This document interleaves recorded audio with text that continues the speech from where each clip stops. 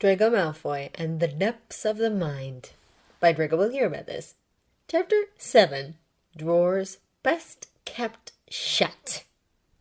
I'm sorry I'm late, Harry panted as he burst into the room 15 minutes after their designated time, dropping into the cushioned seat the room had provided when Draco had asked it to. Angelina caught me on my way out of the Great Hall and she was going on and on about Saturday's magic and I just couldn't get away. I swear I'm starting to wish for Wood's return because Angelina is starting to really get on my nerves. What did she ask of you, pushing me off my broom? Draco asked, cracking a smile.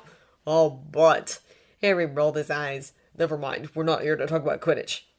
Indeed, we're not, Draco agreed, settling back more comfortably into the couch he was perched on. For the occasion, he had conjured the farthest thing from a classroom he could think of, so instead they found themselves in a cozy sitting room with a set of generously cushioned seats, a fireplace, and a coffee table in the center with some writing utensils, should they need them. The floor was covered with a fluffy carpet, and Draco sort of wished he could move out of the Slytherin quarters and live down here instead. He was sure the room would provide a splendid bed, too, should he ask. All right, Harry asked, sitting up a little straighter and looking at Draco curiously. How do I do Occlumency? Draco took a deep breath, his brows furrowing. I think it's best if we don't jump into it like a niffler into the gold pile, he pointed out. It's a mindset rather than a spell to use, so I'd say we prepare you for it slowly. Get comfortable. When Harry just frowned in confusion, Draco rolled his eyes and gestured at him. Drop your bag. Sit however you feel at ease. Remove your shoes if you want. Whatever you do when you get up to the Gryffindor common room. Harry still looked taken aback, but after a moment he did as Draco asked. He dropped his satchel of books to the floor and took off his shoes. He hesitated for an instant before he moved over to Draco's side on the couch, which provided him with much more space to stretch out on. Nodding to himself in apparent approval, he crossed his legs and faced him.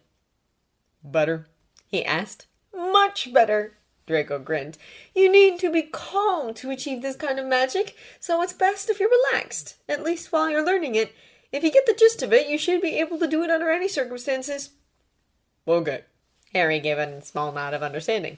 Now, Draco began, I know this may sound weird to you, but remember that when I learned Occlumency, I was only a child. I was maybe 3 or 4, so my mother used a very practical approach. Nevertheless, I still think that it's very useful, so I'm going to try it the same way with you. I know it might seem strange to you at first, but please try to think past that, okay? Okay, Harry said slowly. Whatever you say. All right, Draco nodded. So my mother used to tell me that my mind was nothing but a cupboard. A cupboard? Harry repeated, raising his eyebrows. A cupboard, Draco confirmed. I told you it's childish, but please roll with it for now. So in this cupboard of yours, you have all these drawers for thoughts and emotions and memories, and if you properly sort through them and stuff them away where they belong, the mind itself remains sorted and protected. But if you leave the drawers open and the emotions and thoughts are spilling out, everyone can look at them. Are you following me so far? I think I am, Harry said slowly. So Occlumency is learning how to shut the drawers.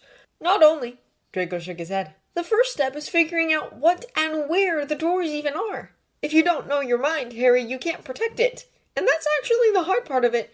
You first have to get a clear picture of the cupboard and the drawers available, and then you have to sort everything in, and only then can you shut them. I see, Harry muttered, looking deeply confused. Draco sympathized with him. So what exactly do you want me to do now? Don't laugh at me, Draco sighed.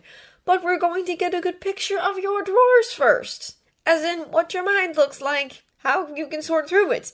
And then you can work on sorting your mind. How the heck is a mind supposed to look like? Harry asked, sounding slightly panicky. Well, it's different for everyone, Draco shrugs. If it helps, I can give you an example with some of my drawers. Harry was nodding eagerly, and Draco tried not to blush as he leaned towards the table to grab a parchment and quill. This was personal, but also necessary, Draco knew. And it was just Harry, after all. He trusted Harry enough to give him a preview of what was going on in his mind, the same way he knew he would be entrusted with images Harry might not want to share. The least Draco could do was to make the ground even. Harry slid closer so he could look over his shoulder, and Draco could feel their sides pressed together. It made his heartbeat speed up. "All right," he began, a little breathless. "So imagine my mind's like a walk-in closet." "Of course it would be something posh," Harry teased. His breath hit Draco's cheek. He shuddered. "Shut up!" he said weakly. "So on one side we have drawers sorted by certain themes. The top drawer here is family, for instance." He was drawing to illustrate his words. "And then there's a partition between the memories pre-Hogwarts and after I met you, since they mean different things. I can't let them get tangled up, you see? That would weaken the defenses. Then the second drawer would be Hogwarts, and here we'd have a partition as well, with knowledge acquired at Hogwarts and memories about school life. The next would be all thoughts and memories revolving around the Dark Lord. Can you follow the pattern here?" "I think so."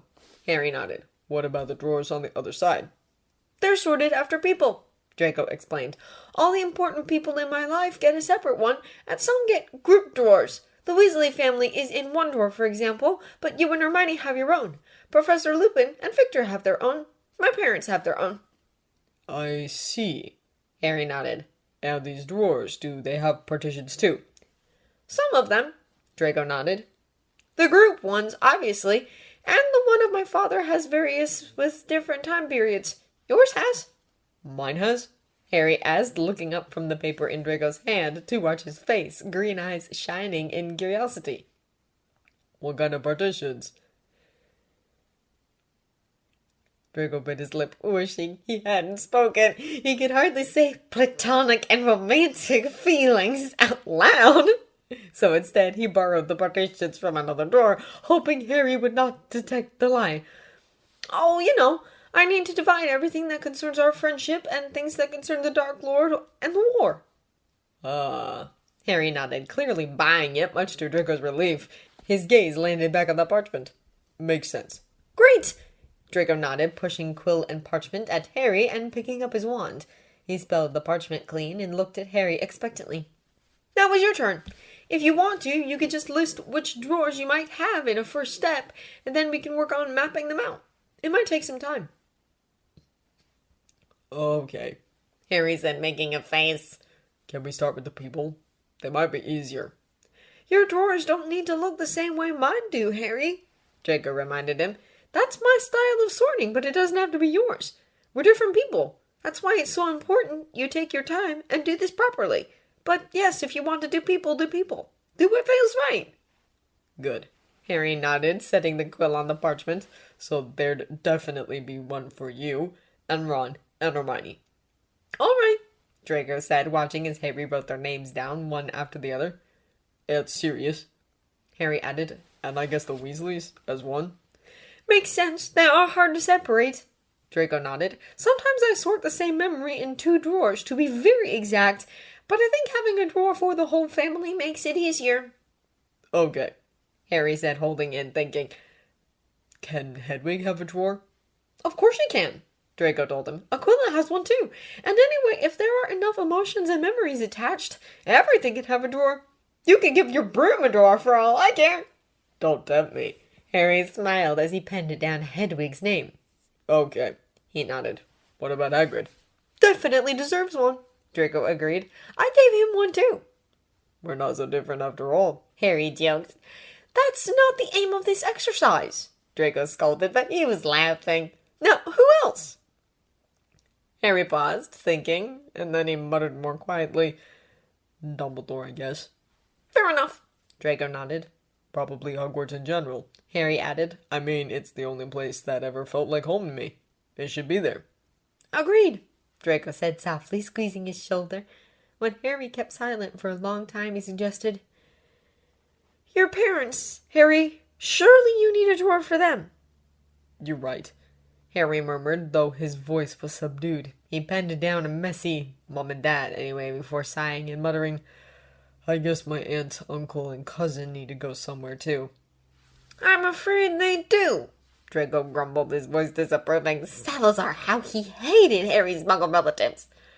"I guess he deserves one too," Harry sighed, the quill already writing before Draco understood who he was referring to. Draco gulped when he read the name Voldemort. As much as I hate it, he plays a big part in your life. Draco nodded. Did I forget anyone? Harry asked, frowning. Draco looked over the list. What about Professor Lupin? Or people from the fellow DA? The words tasted sour in his mouth even before he said them. What about Chang? Harry was blushing now. He didn't answer, but he was scribbling furiously, and when he was done, the words Lupin, Pettigrew, DA, and Cho had been added to the list. All right, Draco muttered, looking away. So you have something to work with now. It's the first step. You need to carve out an order with these now. Draw a plan if you must. Will you help me? Harry asked, looking at him searchingly. I think you need to do most of that alone, Draco said apologetically. At least in the first step. You need to figure out what makes the most sense for you. If I do it for you, it will be my order, and it won't fit for you. I see, Harry sighed. Will this really help me protect my mind? If you do it right, yes, Draco nodded. I mean, I know my drawers by heart. Some have moved and changed over the years, but I know exactly where to put which thought or memory, and I do it without thinking. And like that, it's easy to put up a defense. I can do it while I sleep, and so should you if you master it. Okay, Harry nodded. I'll try my best. Then he leaned sideways into Draco and touched the side of their heads together. Thank you for doing this, he whispered. You're the best. Don't mention it, Draco muttered, breathless again. Everything smelled of Harry, and his whole body reacted to it. It was only when he was safely back in his dormitory, though, that he allowed himself to indulge in his feeling. He closed his eyes, felt Harry's closeness, imagined it was Harry's hand touching him while his own fingers closed around his straining member. It was not the first time he had pulled himself off, of course. He was a healthy teenager, and he was head over heels in love. Draco felt it would have been unnatural for him if he hadn't been fantasizing about touching Harry or being touched by him. His physical attraction to him ran too deep, and thoughts like that were inevitable. But tonight was different, with the intimacy between them still so fresh that Draco could taste it. Draco came to a trembling climax, feeling tingly all over as he came down from his high.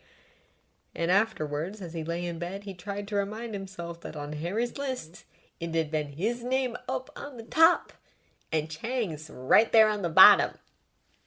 The match Slytherin versus Gryffindor came up on Saturday with all its annual wave of rivalry. Not that Draco cared much about that side of things, and neither did Harry, as they both very well knew. Sure, Harry had his grievances with the rest of Draco's house, but it was a long way from the heat with which Weasley or Johnson sang hate tirades against Slytherin House.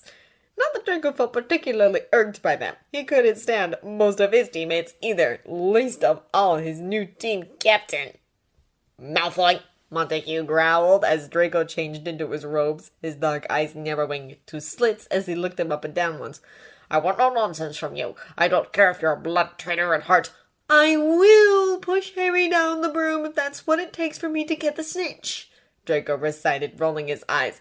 I've been getting the same speech 3 times a year from Flint. I know it by heart already. Don't bother. A few lockers away from his, Goyle chortled. Crabbe elbowed him, and he felt silent. Draco frowned, but shrugged it off. Those two were another proof to the incompetence of their new captain. Of course, Crabbe and Goyle, equipped with beater bats, were a force to be reckoned with, but they didn't exactly have the brains to utilize them. Then again, neither had their captain. With a sigh, Draco grabbed his broom and followed the rest of his team out onto the field. They were greeted by deafening shouts of the crowds. The Gryffindor team was already waiting for them, and Harry waved at him from the other side of the pitch. Draco waved back. Madame Hooch called the captains towards the center of the pitch, asking them to shake hands. Draco's eyes traveled towards the other Gryffindor players. Weasley looked like he was going to be sick. Weasley had made the tryouts as Gryffindor's new keeper this year, and while Draco had bitten his tongue and kept all his taunts to himself, he wondered now if the ginger was really cut out for the job. "Out your brooms!" Madame Hooch called, and Draco hastened to comply. When she blew her whistle, the balls were released, and everyone shot into the air. Draco and Harry rose highest, looking out for a glimpse of gold, but there was nothing to be seen for now. They exchanged a look, the corners of their lips turned slightly upwards, and then they started circling, eyes wide open, in search for their prey. All the while, Draco stole glances at the match. It didn't look good for Gryffindor, or more specifically, Weasley, and every once in a while he saw Harry cursing. Weasley's nerves seemed to be preventing him from performing up to, well, any standard at all, and with every goal he failed to block, the derisive cheers from the Slytherin quarters grew louder and louder, intensifying the problem.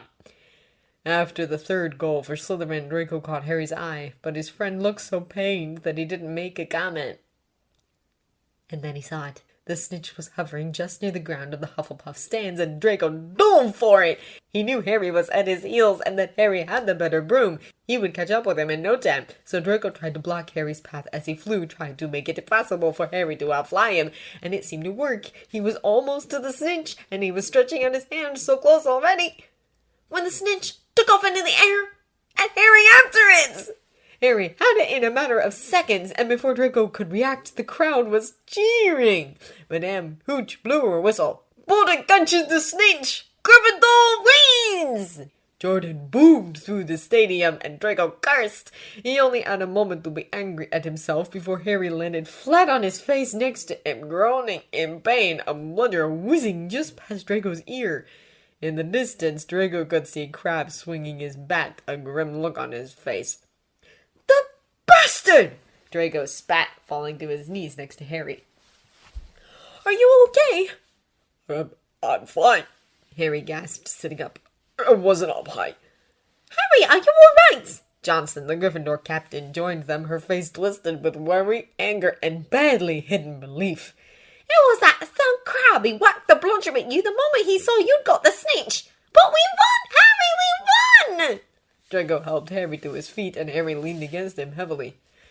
"You and your firebolt," Draco grumbled. "Just watch me. I'll get one too one of these days, and then it'll be fair and square." "You're a sore loser," Harry snorted. "Shut up!" Draco rolled his eyes, but he couldn't help but smile.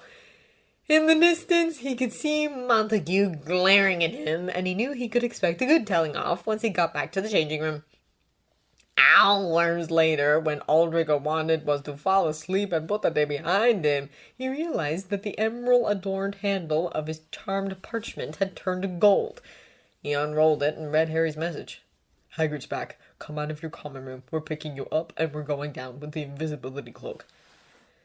Draco didn't need to be told twice. Suddenly wide awake, he grabbed his warm cloak and ran back into the common room. Thankfully, it was mostly deserted, and no one who lingered paid him any mind, exiting it into the corridor. Once the wall closed up behind him, Harry lifted the cloak over all their heads, revealing the three of them momentarily. "Come on," he hissed at Draco. "We need to hurry." It was bloody difficult moving through the castle and then across the grounds towards Hagrid's hut, all hidden under the cloak, mindful of staying out of sight. Weasley and Draco had both grown a considerable amount over the summer. But they made it work, and the moment they reached Hagrid's hut, Harry knocked on the door, calling, "Hagrid, it's us." "Shoulda known," came Hagrid's immediate answer, voice both exasperated and fond, and they exchanged a grin. "Been home 3 seconds. Out of the way, Fang! Out of the way, you nosy dog!"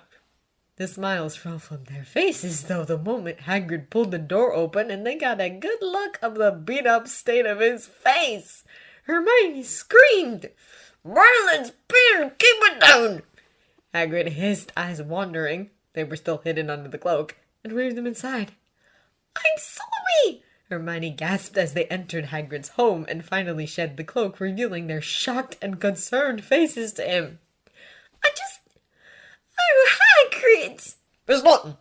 Hagrid tried to calm her, continuing to shut the door and all the curtains to be safe.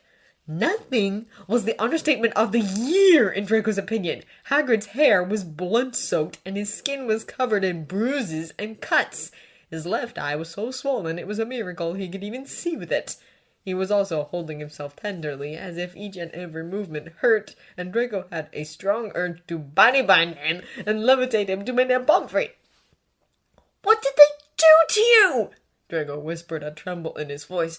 "I know Dumbledore sent you out to some mission with the Giants, but surely it didn't include getting yourself mangled like that." Hagrid's eyes landed on him, wide and weary. Who told you my mission was to do with giants? He demanded. It was kind of obvious, Hagrid, Weasley pointed out. Hermione and Harry nodded a little apologetically. Hagrid sighed deeply. The lot of you. Always knew more than was good for you. All right, I'll tell you already. Sit down. They reluctantly took their seats around the wooden table in the center of Hagrid's cabin. He joined them after a moment, handing them each a mug of tea and pressing a large piece of dragon meat to his swollen eye. Then he told them how Dumbledore had sent him and Madame Maxime out to track down a colony of giants in Eastern Europe earlier this summer. Their mission had been to forge bonds with them before the Dark Lord could get to them, the way Fudge had refused to do when Dumbledore had suggested it after the last task of the Triwizard Tournament. And it seemed like they had actually made some headway, but then there had been a revolt of sorts among the giants. The leader, or Gurg, as he was called, was killed and replaced by someone who was apparently much more inclined towards Death Eaters than them.